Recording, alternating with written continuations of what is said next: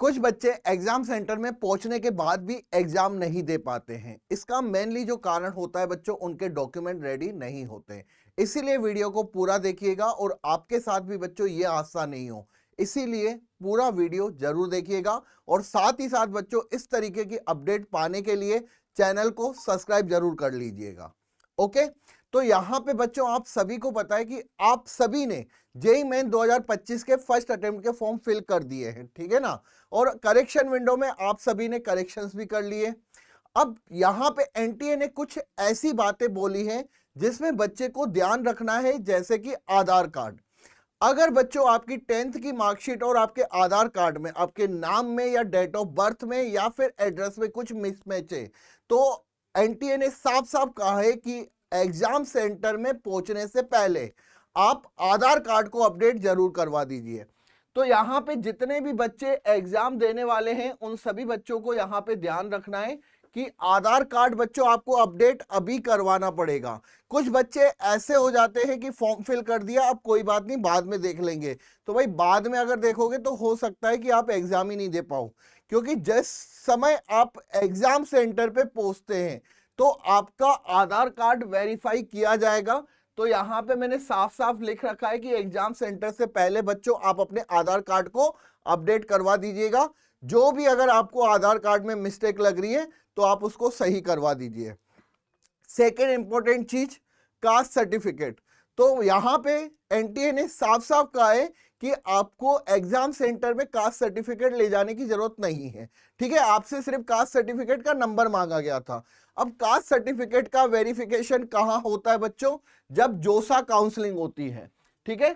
तो यहाँ पे अभी आपको कास्ट सर्टिफिकेट को लेके परेशान होने की जरूरत नहीं है।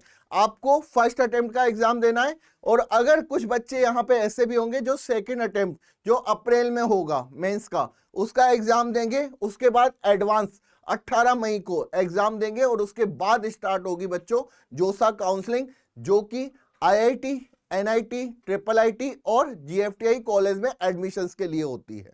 तो यहाँ पे बच्चों तब आपको अपने कास्ट सर्टिफिकेट को अपडेट करवाना होगा। और अगर कोई बच्चा ओबीसी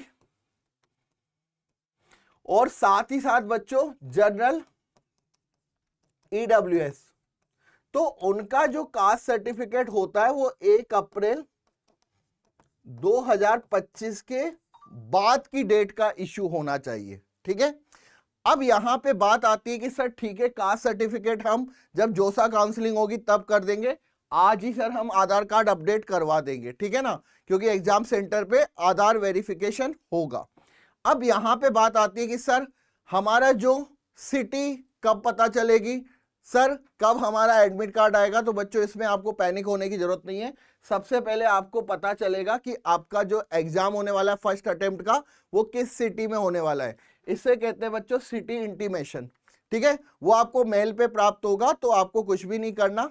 आपको जब भी सिटी इंटीमेशन से रिगार्डिंग कभी भी इंफॉर्मेशन आएगी तो आपको इस चैनल पे अपडेट मिल जाएगा। इसीलिए कहता हूं कि चैनल को सब्सक्राइब करके रखिए, ठीक है। तो सिटी इंटीमेशन बच्चों आपको फर्स्ट वीक में, ठीक है, फर्स्ट वीक कहां? जैन, ठीक है ना, मतलब लगभग 5 से 7 तारीख के बीच में आपको सिटी इंटीमेशन मिल जाएगा, जिसमें आपको यह पता चल जाएगा कि आपका एग्जाम कौन सी सिटी में होने वाला है। बेसिकली एनटीए ने यह भी कहा है कि आपने 4 चॉइस सिटी के लिए आपने चूज की है, उनमें से मैं भी पॉसिबल हो सकता है कि जहां आपका करंट या फिर परमानेंट एड्रेस है वहां पे आपके एग्जाम को देने की कोशिश करेंगे, उस सिटी को देने की कोशिश करेंगे, ठीक है। इसके बाद बच्चों बात आती है एडमिट कार्ड। एडमिट कार्ड होता है कि आपका कौन से सेंटर होगा बेटा, सेंटर पर एडमिट कार्ड में आपका लिखा हुआ होगा। सिटी आपको पहले पता चल गया जनवरी के फर्स्ट वीक में। ये जो एडमिट कार्ड है ये आपको कब पता चलेगा? आपके जिस भी तारीख को एग्जाम है उसके 3 दिन पहले, ठीक है। तो आपको बेटा जैसे ही सिटी इंटीमेशन मिल जाए ना, आप वहां पे जाने का जो भी आपको वे चूज करना है, चाहे वो ट्रेन हो या फिर बाय बस हो या फिर आपका पर्सनल व्हीकल हो, आप पहले से ही इसको रेडी रखना, बाद में परेशान ना होना पड़े, ठीक है। एडमिट कार्ड बच्चों आपके एग्जाम से 3 दिन पहले, तो इसको लेके पैनिक ना हो कोई भी बच्चा, क्योंकि अगर आपका एग्जाम मान लीजिए कि 28 तारीख को है, 28 जनवरी को, तो आपका जो एडमिट कार्ड आएगा बेटा वो 25 तारीख को आएगा, ध्यान रखिएगा। ऐसा नहीं होना चाहिए कि सर 22 से एग्जाम स्टार्ट है, 22 से एग्जाम स्टार्ट है लेकिन आपका एग्जाम कब है ये आपको पता होना चाहिए, ठीक है। इसके बाद बच्चों बहुत ही इंपॉर्टेंट चीज जो शायद हम मिस करते हैं, तो आपका जो एग्जाम होने वाला है वो सीबीटी मोड होने वाला है, कंप्यूटर बेस्ड टेस्ट, ठीक है। अब बच्चों के माइंड में ये कंफ्यूजन रहता है कि सर हमें कंप्यूटर पे पेपर सोल्व करना पड़ेगा, तो ये बिल्कुल गलत है बच्चों। कंप्यूटर पे आपको पेपर सोल्व नहीं करना है, कंप्यूटर पे तो आपको सिर्फ टिक करना है। अगर आप चाहते हैं कि सर हमने इसकी प्रैक्टिस नहीं की है, तो आप बच्चों हमारे रैंक प्लस के AITS all India test series को ज्वाइन कर सकते हो, जिससे आपका रिवीजन भी होगा और आप इस सीबीटी मोड से कंफर्ट भी हो जाओगे, फ्लेक्सिबल भी हो जाओगे, ठीक है। यहां पे मैं आपको बताना चाहूंगा बेटा, आपको 6 पेज मिलते हैं, ठीक है। व्हाइट पेपर होते हैं, ब्लैंक पेपर, वो आपको 6 पेपर दिए जाते हैं, उसमें आपको पेपर को सोल्व करना होता है। लेकिन ध्यान रखिए बच्चों, कुछ कुछ सेंटर में 6 पेज से ज्यादा नहीं दिए जाते हैं, तो आप उनको बहुत ही ध्यान से, ऐसा ना हो कि पेपर तो आधा ही सोल्व किया और हमारे पास शीट बची नहीं है, ठीक है। तो इसका ध्यान रखिएगा, काफी बच्चे इस कंसेप्ट को मिस कर देते हैं, पता ही नहीं होता, ठीक है।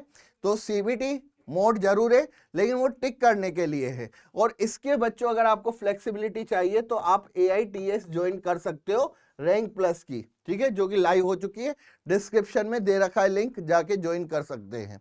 ओके, तो अब बात बच्चों 2 मुद्दों पर और है जो मैंने आपको कहा था कि आपको पूरा वीडियो जरूर देखना चाहिए।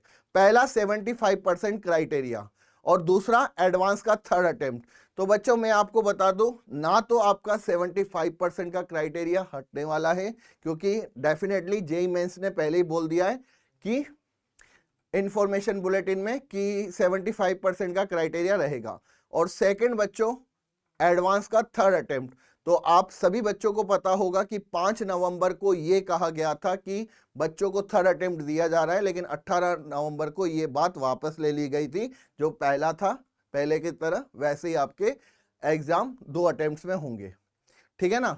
मतलब कि 2 साल तक बच्चा जेईई एडवांस का पेपर दे सकता है। तो मुझे ऐसा लगता है कि अब IIT या फिर जेईई एडवांस दोबारा इस चीज को नहीं लेगा, ठीक है। तो आप पैनिक ना हो, परेशान ना हो, आप एग्जाम दीजिए, ठीक है। जो भी आगे अपडेट होगा तो हम वो आपको साथ शेयर करेंगे, आपको जरूर बताएंगे। Thank you.